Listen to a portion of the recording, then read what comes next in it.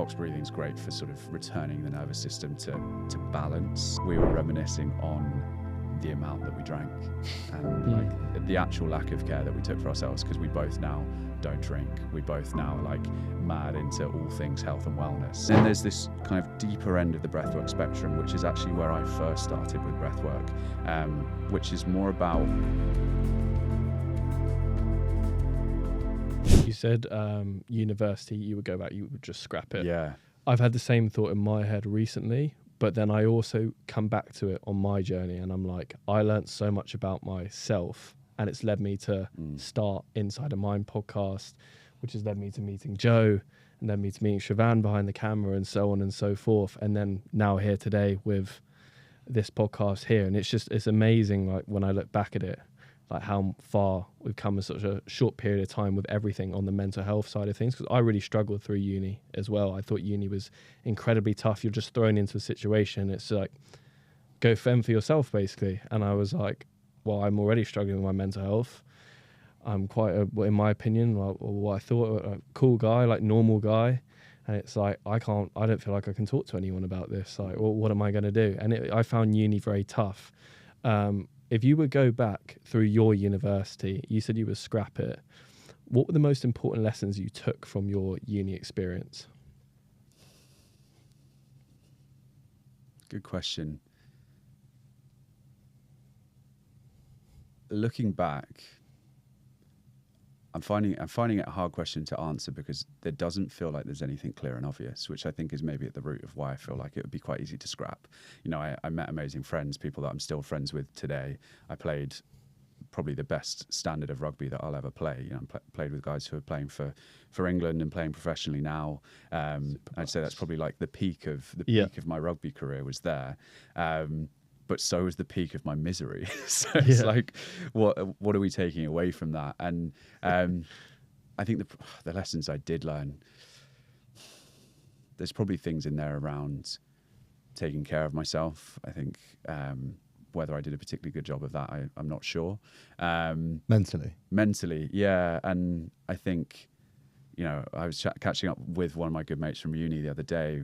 We've both gone on and kind of become entrepreneurs and self-employed, and we were reminiscing on the amount that we drank and like the actual lack of care that we took for ourselves, because we both now don't drink. We both now are like mad into all things health and wellness, and at times like we still feel a bit rough because we're getting older. And we were going out on, you know, a Wednesday night and drinking to oblivion and getting up and, you know, getting in the gym. And it's actually like, I just often think, what would I have been, what a machine I would have been at 21 had I not been drinking, or had I actually been eating well. And actually, if I were living my life as I am right now, back then, what I would have actually felt like. So I guess in terms of lessons, it's more in hindsight, and I very much to what you're saying, I can only really be grateful for it, because I wouldn't be here in this position now had I not had those experiences. Because, you know, I also slightly believe that kind of we do end up where we're supposed to be, even if we go about it a slightly different route. But yeah, I guess the answer to that question, honestly, is I'm not quite sure what the core lessons were, but it certainly, I guess, continued me towards hitting that point where I had to create some change. What part to play did alcohol have in your uni experience? Because I used to you went out drinking a lot, and for me, the reason why I don't drink, probably similar to you, is the effect it has on me at a later stage. Mentally, I just can't handle it. Basically, it's not good for me at all. So I just completely cut it out. What part to play did it have at uni in your sort of looking back now? Maybe not at the time, you might not have realised, but what part did that play having your basically your mental stability around the uni experience? Yeah, I'd say very similar, kind of the anxiety, the kind of post night out anxiety, but also, you know, you talk about alcohol as a depressant. That was very much my experience of it. Like I could drink, like I wasn't someone who was ever really sick from alcohol. I could drink and hold my drink, but me holding my drink was basically going mute and like withdrawing, and like really I wasn't like a scrappy kind of like excitable drunk. I was the other direction. Like, I'm the same. Yeah. It's so funny you said that. And I don't know why that is. I don't know if it like highlights and brings out certain parts of us that are already there. Like I would consider myself like a relatively, you know, kind of slow, not low energy in the sense of kind of my own internal energy, but you know, I'm not super extroverted, loud. You know, that's never been me. And so I wonder if it just sort of emphasizes those parts of us. But I'd say, yeah, that's probably the main thing when I was drinking, was actually just that depressant effect of just it didn't make me super, you know, confident and outgoing in the way that maybe I was telling myself it would. And actually now, having stopped drinking, my kind of experience of socializing is massively different. I would rather not drink and have a good chat with someone than drink a bit and have awful small talk. When did you stop? Properly. Well, I wouldn't actually say that I'm teetotal. Like, I'll have the odd glass of wine if I'm out for a nice meal. Like, it's very considered in how I'll have it. But champagne at Christmas. Yeah, but actually even now I'm starting to phase that out, I feel. But this started probably 3 years ago that I started thinking about it. I said New Year's Day one year, I was like, not going to drink this year. And that didn't last very long. I think I did dry Jan, and then it sort of crept back in. But it was, I guess it's sort of that upward spiral of like, I learned by not failing, but by trying to drink again, that it wasn't the right thing. And I just had to learn that lesson a few more times to actually go, okay, that's the reason I think I don't want to drink is the reason that I don't want to drink. And then also there was a confidence piece involved, I think, in embracing that fact, because I'm still mates with a lot of, you know, people who do drink, and I have no judgment whatsoever of people who do drink. But certainly when I first stopped with some of my mates who do like a drink, I felt a lot of pressure to get involved. Yeah, we spoke about it. I'm at that stage. And I would again, to speak back to a lot of what I've said already in terms of fitting in and wanting to be part of it and wanting to be accepted. Initially, I'd go, all right, fine, I'll have one, and I'd hate myself for it. Was that the corporate field you were in at the time, maybe as well? Yeah, corporate, and I think just certain friendship groups that you know I love being a part of, but I'm now quite aware of and honest with myself, and much more honest with them about the settings where I'm at my best with them, rather than almost trying to force myself into a situation where actually I don't necessarily feel super comfortable, because I can often come away from that and go, oh, maybe they're not my people. You know, this classic, like, just people on social media now just cutting people out of their lives left, right and center who don't like match up exactly with this vision of perfection. It's not about that. It's about going, I love these people, but that setting doesn't work for me. So I'm going to find ways to, you know, I'm playing squash with some of my mates from uni later. I'd much rather do that and then sit at the pub and watch the footy than just go to the pub and have like an all-day bender.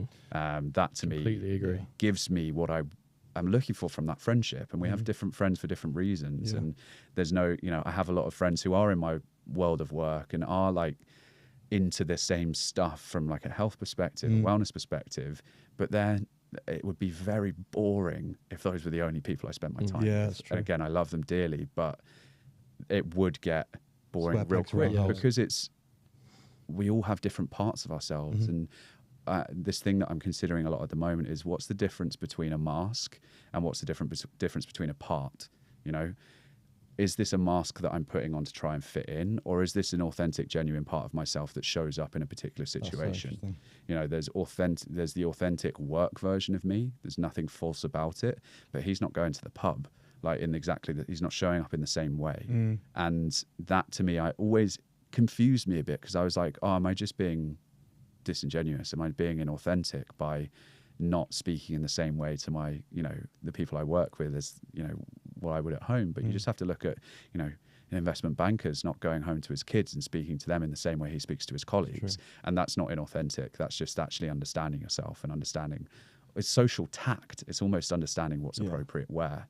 So there wasn't an enlightenment for you, but it was more, is there a fear of judgment still there? Yeah, there is. Massively. Like I'd literally about to say the same thing. I'd be completely lying. And I probably have lied on podcasts in the past about that, but I think not on this one. Not on this one. No lies here. I've become there's a comfort that used to be a massive discomfort in really owning like the truth of the matter, and saying, yeah, absolutely, I still am someone who naturally, because of my past, because of, you know, every life experience that has led me to this point, I still care more than I would like to about what people think of me. And I have to, again, it's course correction, it's checking myself and going, oh, I don't need to do that. I don't actually need to do that. Why do I care? Asking those kinds of questions and trying to almost, again, disidentify with the version of me that does care, that kind of younger part of me that does really care. And yeah, there is a fear of judgment. It's kind of, I think, a bit of a side effect of what you're saying, almost growing up as quote unquote high achiever, is that I'm not very good at being bad at things. I hate it. I absolutely hate it. And so I hold myself, I don't even realize that I hold myself to high standards a lot of the time. I'm just used to my own high standards. And so anything under that, I think it really feels like it comes back to this notion of what a lot of us experience in kind of modern society, of our value being directly pegged to what we produce, what we achieve, what we deliver. And I still find it, I understand it, I can verbalize it, intellectualize it, but I find it hard to really embody this sense that I have value regardless of what I do. And I don't, I ebb and flow with how I feel about that, because I think I want to be of value. I want to be of service. I want to provide. I want to do good things in the world.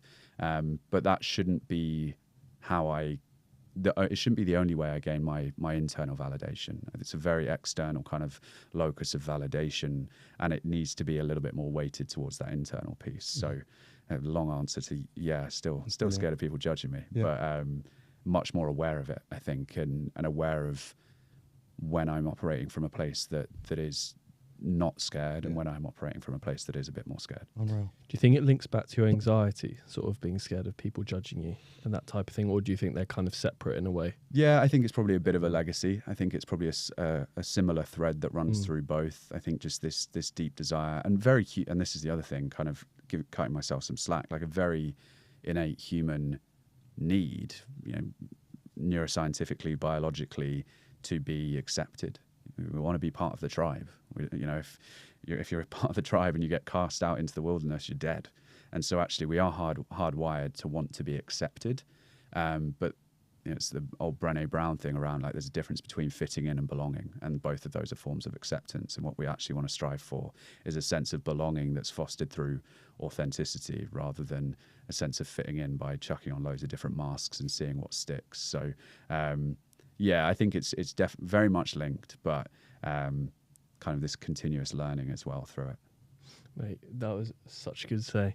I wanted to say, on the breathwork front, I have a question here that we put out, and someone said, are there different types of breathwork? I know it kind of links into what we were speaking about before, but I wanted to ask that, just coming off the topic we were on, is different types of breathwork. When I looked into it, really interesting. Could you have any more say on that type of thing? Yeah, I think it's something that I love speaking to in terms of my work, because I think there's a lack of clarity. I think there's a big kind of wave of people going, cool, breathwork, great, sounds good.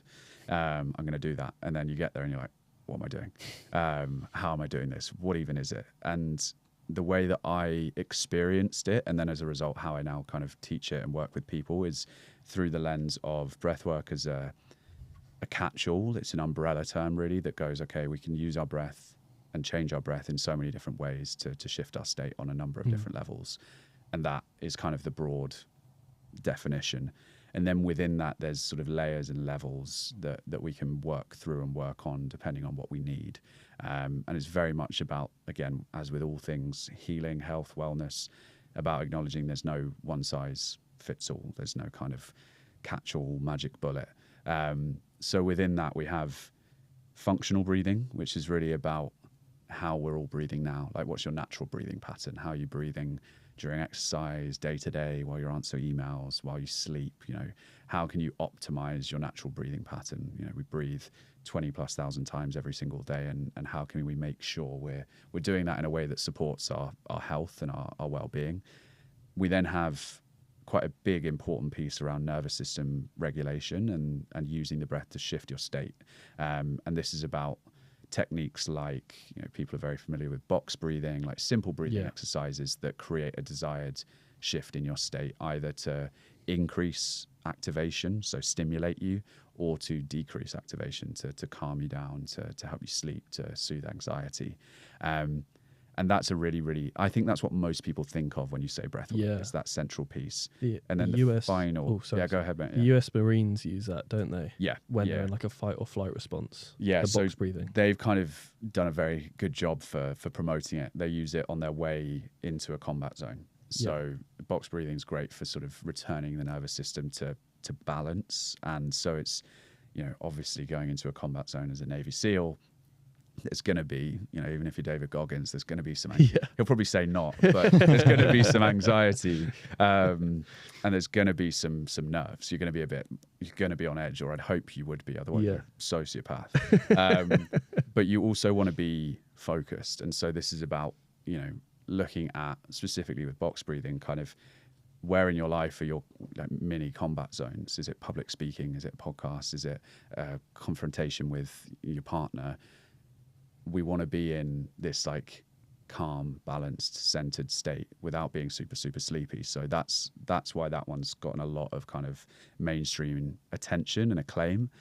And then there's this kind of deeper end of the breathwork spectrum, which is actually where I first started with breathwork, which is more about trauma-informed healing states that we can access through breathwork. And this is why I was so skeptical. And I know it's why a lot of people, when I start talking about this stuff, kind of, I lose people at this point, because they go, oh yeah, here we go. We go into the woo-woo, we go into the spiritual. We kind of lose 60% of the population, if not more, just at the mention of, you know, trauma-informed healing modalities.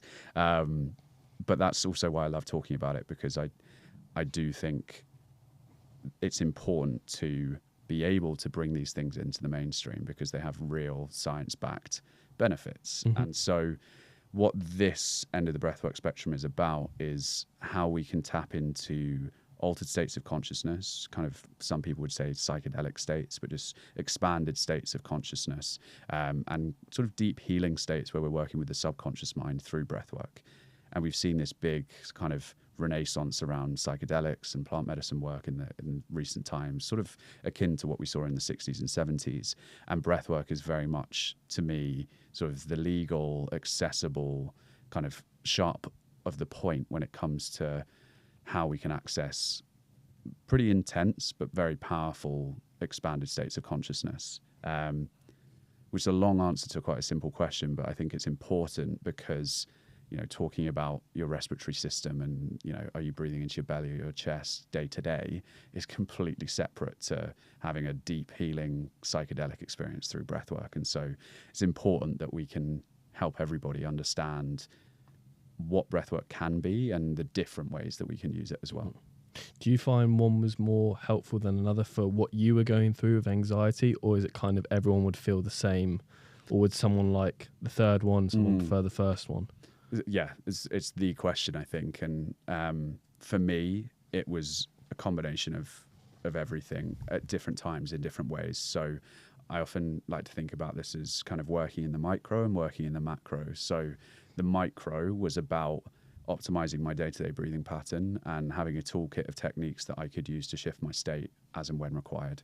And that's kind of the first two. So day to day, how can I use my breath to manage anxiety, to regulate my nervous system, to really kind of manage my overall emotional, physical and mental state.